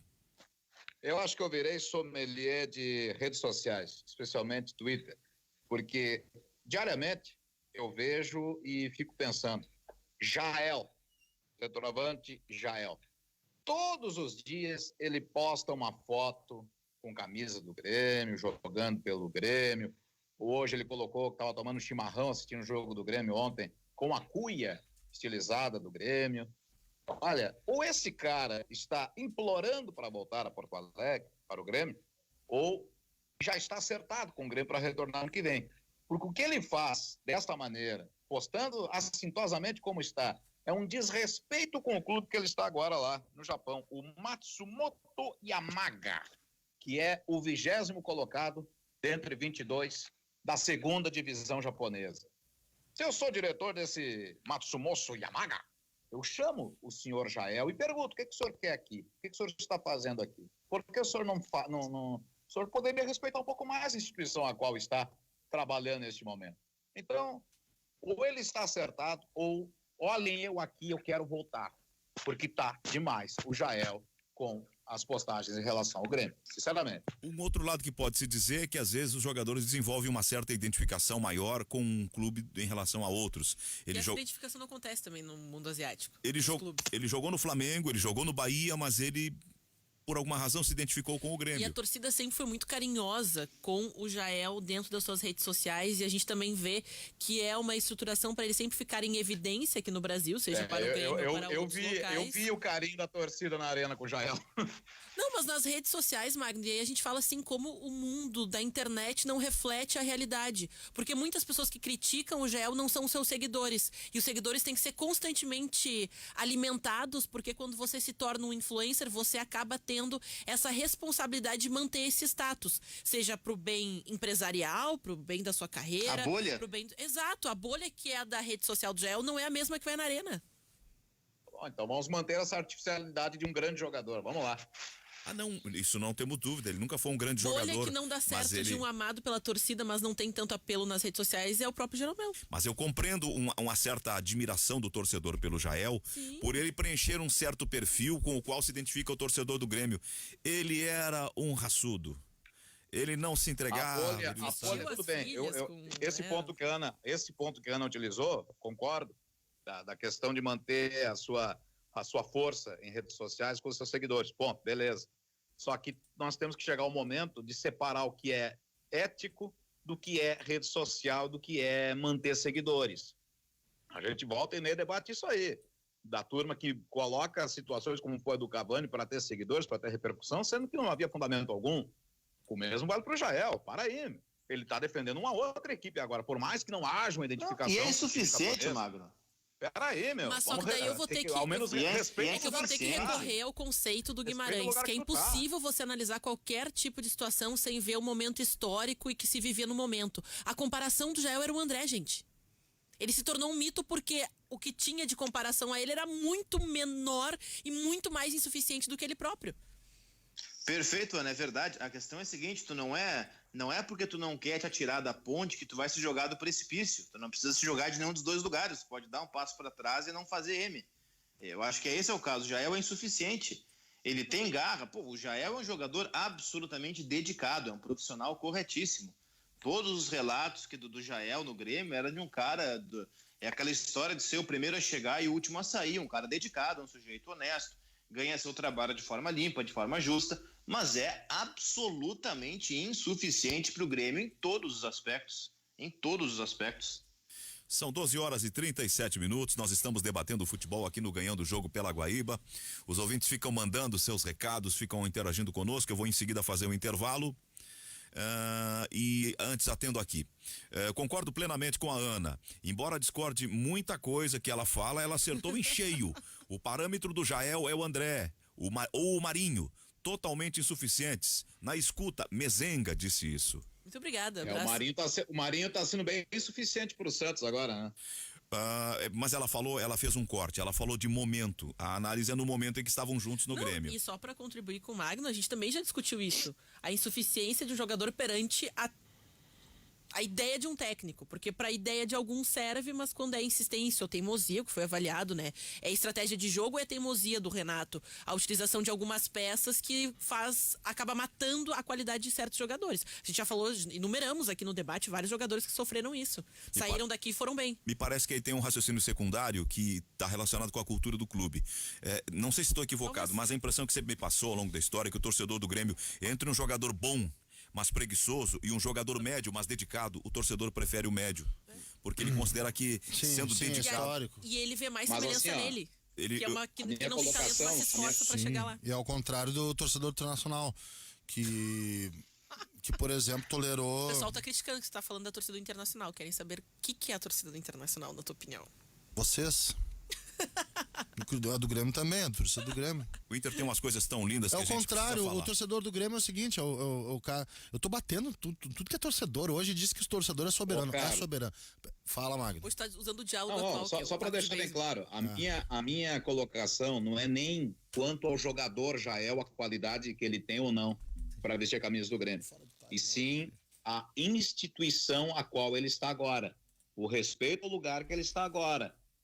Entendeu? Não é o jogador se ele é bom ou ruim. É o que ele está fazendo. De identificação desses locais também. Lá não se tem essa cobrança. Eu preciso permitir que o Carlos conclua o raciocínio. Só para concluir o raciocínio. Não, essas provocações que eu faço são com o maior respeito, tá, gente? Não fiquem bravos, eu com o maior respeito, como vocês têm as colocações para mim. Eu tenho as colocações para vocês, a torcida é soberana. Mas que há diferença de característica, o que o Zé Aldo falou, do jogador que se dedica versus o jogador bom preguiçoso, é pura verdade. O Grêmio o Grêmio valoriza ao longo da sua história jogadores com mais sangue e nem tanta técnica, ao invés de jogadores técnicos sem sangue. E no Inter é o contrário. Quando eu falo internacional não é para debochar do torcedor nem da instituição, tá? É uma brincadeira, não fiquem bravos comigo, é só uma brincadeira, tá? Brincadeira. Tem muita gente que fica brava e se ofende com brincadeira. E a do Inter por exemplo, tolera jogadores com nenhuma competitividade desde que sejam técnicos. Já o jogador que é meio ruim de bola e se dedica, a torcida do Inter não gosta muito. É histórico isso também. Entendeu? Então... Posso dar um exemplo? Claro. Uhum. Se o Patrick jogasse no Grêmio, teria faixa na arena. É por aí. Eu vou dar o exemplo do Caíco, tá? Caíco quando surge, lembra do Caíco? Claro. Sim. Caíco quando surge, ele não era muito competitivo. Meu bruxo, Caíco. Pô, gente boa pra caramba o Caíco, cara. Gente boa pra caramba. Zona Norte. Gente boa pra caramba. E o Caíco quando surge no Inter, ele é um xodó da torcida. Ele passa a ser um xodó da torcida. Só que aí vem o Antônio Lopes que lança o Caíco, mas já põe ele no banco, recolhe, não, segura que é jovem. Aí depois do Lopes vem o Falcão não, segura, o Caíco não é titular absoluto naquele time que ele monta em 93. Vem 94, outros treinadores, segura o Caíco. 95, quando o Caíco ia deslanchar, não, dá uma segurada. Com o Abel ele jogou mais. Segundo semestre de 95 com o Abel ele jogou mais. Resultado, Kaique 96 é emprestado, ou é vendido, vai lá para Portugal, depois joga no Santos, no Flamengo, sempre com o rótulo de um craque que não aconteceu. Jogador super técnico, mas que não era competitivo. Habilidosíssimo. Mas não era competitivo, era muito fominho, Kaique. Mas aí tu trabalha, né? Quando o cara não é competitivo. Claro, mas eu te falei, mas eu vou pegar um exemplo recente, o Sarrafiore é esse exemplo. A torcida do Inter passou a pedir o Sarrafiore porque via que ele jogava bola. Só que ele era argentino. Mas via que ele sabia dominar. Futebol. Não, ele sabia dominar, sabia passar, sabia chutar, mas não sabia competir, não conseguia competir. E no Grêmio... O Ganso é um cara que não era competitivo? Nunca foi, nunca nunca será. O caso do Grêmio é o caso Herrera. Então, já que eu atirei a minha metralhadora para os dois lados, tá? Um beijo para os torcedores. Não levem a mal. São apenas características do que é o torcedor e do que é este jornalista que se esforça e não é tão bom assim. Num meio extremamente machista e conservador, 2 mulheres comandarão o processo eleitoral do Inter. Vamos falar sobre isso na volta. Quero falar sobre o Marcelo Oliveira, quero mandar um abraço também. Fazer um registro, e acho que a Ana tem que dar a seleção feminina que foi convocada. São 12h42, nós já voltamos.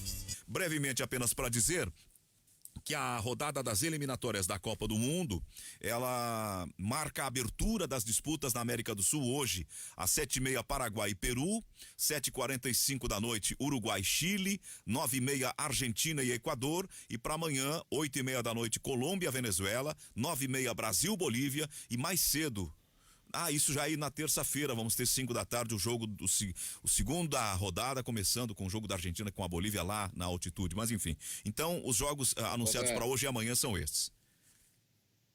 Eu quero voltar uma casinha, Zé, antes da gente falar de eliminatórias de Copa e seleções aqui do continente. Eu quero responder o recado do ouvinte, o Humberto Assis de Oliveira.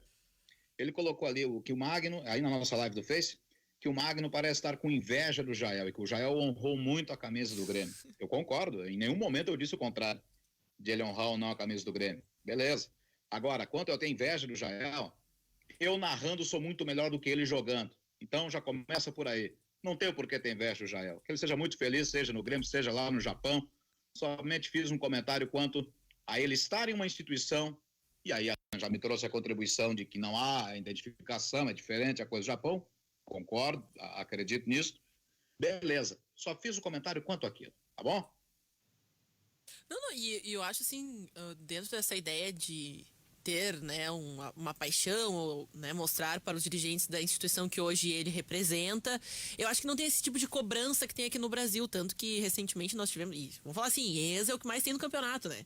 Pô, se o cara fosse valorizar uma foto, tem um álbum inteiro pro cara postar fotos e momentos e tudo mais, mas acho que essa cobrança relacionada ao dever de honrar a camisa é um pouco menor pelo sentido de identificação, porque os jogadores, né, às vezes não compreendem a língua e tudo mais, já é muito bem adaptado, tinha uma época que eu acompanhei as redes sociais dele e tudo mais, e ele se deu bem lá, mas também conta com o carinho da torcida, porque ele é uma figura carismática. Assim, até nos treinamentos, era um cara muito gente boa, assim, quando a gente ia fazer setor e tudo mais, brincava. Um pouco diferente dos outros, acho que talvez por esse caráter que ele tem carismático, ele consiga ter esse tipo de posicionamento. Tivemos uma solenidade ontem, após o jogo, ele entrou, até atuou 1 minuto para simbolizar a despedida dos campos como atleta de futebol profissional. Assume uma função agora de natureza administrativa. Estamos falando do zagueiro Marcelo, lateral Marcelo Oliveira. O Carlos Guimarães propôs esse. Foi eleito o lance do jogo esse. Foi Sabe? eleito o lance do jogo, simbolicamente, pela homenagem e tal. E foi bem feito. Marcelo Oliveira está na história do Grêmio. Ele pode não ter sido, aliás, né, agora como ex-jogador, brilhante tecnicamente, nunca foi, aliás, sempre muito contestado. Mas o Marcelo Oliveira, ele era titular de um time que deu fim a um jejum de 15 anos sem conquistas. Ele era titular daquele Grêmio, campeão da Copa do Brasil. O Cortez chega no ano seguinte só em 17. E o Marcelo Oliveira, ele sempre foi uma liderança muito forte dentro do vestiário do Grêmio. E eu até, depois do jogo ontem, fui pro Twitter, escrevi um negócio e fiquei pensando, é difícil de falar em unanimidade, assim, né? Em geral ela não existe. Mas eu nunca vi e nunca ouvi ninguém de relação com fonte, com bastidores do Grêmio, eu nunca vi ninguém falar uma vírgula sequer a respeito de algo negativo do Marcelo Oliveira. Todo mundo é amigo do Marcelo Oliveira, todo mundo quer bem o Marcelo Oliveira, ele é uma liderança e sempre foi uma liderança muito forte dentro do vestiário do Grêmio, e uma liderança positiva. Então, que bom para o Grêmio, que bom para o Marcelo Oliveira, que ele consegue seguir no clube, agora desempenhando um outro papel. Eu acho que no futebol moderno é tão importante. Ontem a gente falou de eurocentrismo e falamos de identificação e de que os jogadores não jogam aqui, né? E já que foi falado do Jael, eu vou chegar no Marcelo Oliveira. Eu acho importante quando o jogador ele tem uma identificação e ele pode estar se oferecendo para jogar num clube, mas significa que ele gosta desse clube. E eu acho legal A isso. gente humaniza a relação, que parece que é só um negócio. Hoje é um negócio. Assina o contrato, eu amo, não, acabou o contrato, não amo mais. E é o caso do Marcelo Oliveira, que não surge na base do Grêmio. Ele não é um jogador que nasce aqui. Não é um jogador que chega e que vai tendo um processo de identificação. E que é muito importante. Ontem eu vi algumas postagens de jogadores, postagens de caras que eu conheço muito bem, de amigos até, né? Vou citar dois aqui, o Lucas Webel, que é o fotógrafo, e o João Paulo Fontoura, que foi assessor do clube, se derretendo pro Marcelo Oliveira, o Igor Póvoa, caras que eu confio, assim, caras que eu sei que eles são de boa índole, que eu conheci. Bota boa índole. Os três, né? Um se formou comigo, o outro é meu amigo antes da imprensa, e o outro é um amigo meu também. Três caras que são caras que eu realmente são parte da minha, do meu, enfim, da minha vida. E quando esses três caras, o Lucas, o Igor e o JP, colocam uma postagem, dedicam uma postagem ao Marcelo Oliveira, velho, de olhos fechados, o cara é fera. São três das melhores figuras que conheço desse meio. Três grandes figuras. Igor Póvoa, Lucas Webel era fotógrafo do Jornal O Sul, grande figura, maravilhoso. E o nosso Igor Póvoa, já tive o prazer de beber com ele, mas infelizmente é um ex-tabagista, infelizmente. Caras que são meus amigos. E aí eu vi como ele é querido. Sorte ao Marcelo Oliveira na função de coordenador técnico. Tem muito a acrescentar. Já vi gente dizendo que não serve porque não sei o quê, porque o mercado não sei o quê. Cara, ele conhece o clube, acho que tem tudo para dar certo. É um cara que tem visão, muito inteligente, tem perfil de liderança. Sorte a ele nesse cargo. Não deu para continuar a carreira de jogador de futebol. Acho que teve uma vida digna na profissão. Por muitas vezes foi criticado por contas pontuais mesmo, de talvez naquele momento ele não ter sido um jogador, porque por alguma limitação ou por alguma condição física, mas ele faz parte de algo que falta hoje no futebol, que é honrar, que é ter uma identificação. E isso aí ele teve. Eu desejo muita sorte, sucesso ao Marcelo Oliveira, que é um cara do bem, e faz falta, cara. Eu me associo à tua fala, exatamente assim que eu percebo o Marcelo, sempre unanimemente visto como uma grande figura humana, digno de respeito, de admiração e solidariedade dos colegas. O cara que teve uma lesão terrivelmente trágica para uma carreira de atleta de futebol profissional, ele rompeu o cruzado anterior, o colateral medial e fez uma outra lesão também, e com a idade avançada. Tanto que se aposenta cedo, né? Tá com 33 anos. Não, mas é melhor, ele não tá errado. Com esse joelho... Não, mas só um pouquinho, não disse que ele tá errado. Não, eu tô dizendo... Eu disse que em razão justamente disso, dessas questões físicas, ele abandona precocemente a carreira, porque com 33 anos, ele tinha pelo menos uns 2 anos pela frente ainda, em tese, né? Não em alto rendimento, não no Grêmio, mas num outro clube, sim, tu tens razão. Agora, claro, ele fez uma escolha correta. Eu também acho. Ele tá colhendo um fruto que ele plantou. Teve uma postura cidadã, responsável, sempre respeitou a instituição, nunca comprometeu a imagem da instituição, e essa conduta correta fez com que ele conquistasse a admiração e a confiança para exercer um cargo administrativo. E aí vai se instalar no clube e vai trabalhar lá, e que ele seja feliz. Ana, teve convocação da seleção feminina? Isso, teve sim. A gente não vai trazer todos os nomes, mas são todas que atuam na Europa justamente pelas especificações relacionadas ao coronavírus. Então as atletas brasileiras não podem fazer essa pré-temporada, assim, essa preparação para os Jogos Olímpicos em Portugal. Então a Pia teve que se adaptar a essa realidade, já que elas não podem ingressar na Europa. Então todas as convocadas não atuam no Brasil, aí são jogadoras da Espanha, Itália, China, Portugal e também da França. Então a gente traz, e claro, em guaíba.com.br daqui a pouquinho a lista completa com todas as jogadoras. Quando mexe com um ídolo ou semi-ídolo sempre dá problema, né? Ou dá repercussão. O Douglas, ele está no Japão e diz: a passagem do Jael no Japão é péssima. Aqui compararam ele com o Damião. Tanto no Japão quanto aqui, Damião é 30 vezes melhor que o Damião Jael. é melhor que o Jael, mais jogador que o Jael. Ah, muito melhor. Não, a questão é identificação. Muito melhor. Deixa eu fazer uma referência aqui, eu recebi aqui na redação o pessoal lá do esportivo de Bento Gonçalves, na figura do Fabiano Mazzotti. E é um livraço, assim, ele é grande, pesado, bonito, junto com o Alceu Salve Souto, Um Século Alve Azul, 2019, do centenário do esportivo. Uma bonita dedicatória aqui, muito obrigado. Recebo aqui um presente, eu tenho uma placa do esportivo, Zé, de um material que eu fiz há um tempo atrás, tá bonito aqui, com ISBN, boa, né? Tem que botar depois, né? Tem que botar no currículo mesmo. Muito legal o livro, um papel assim diferente. É um livro grosso, grande, um livro de quase 400 páginas sobre o centenário do esportivo. Obrigado pelo presente. E é daquelas coisas de documento mesmo, né? 12h58. Parece um álbum. Nós vamos chegando ao final do programa. Boa jornada, Carlos, hoje à noite. Boa jornada ao Magno. Ravazoli na reportagem. Obrigado. Eurico Quadros no plantão. Em negrito, o seu Lamartine Lopes, um senhor já de idade, mandou uma mensagem carinhosa para nós que diz assim: boa tarde, José Aldo e Rádio Guaíba. A Rádio Guaíba tem os mais brilhantes comentaristas e narradores e repórteres. E a senhorita Ana, que das meninas do rádio é a melhor. É a minha opinião e é de muita gente. E o Guimarães fica se depreciando, ele é muito bom. Se não fosse, não estaria na Guaíba. Lopes, Porto Alegre, Petrópolis. Programa Nota 1000. Obrigado, Lopes. Lopes, é só o personagem, irmão. Valeu, seu Lamartine Lopes. Um abraço pro senhor, saúde. Nós voltamos amanhã, 11 da manhã. Boa jornada à noite, Magno. Tchau pra todo mundo.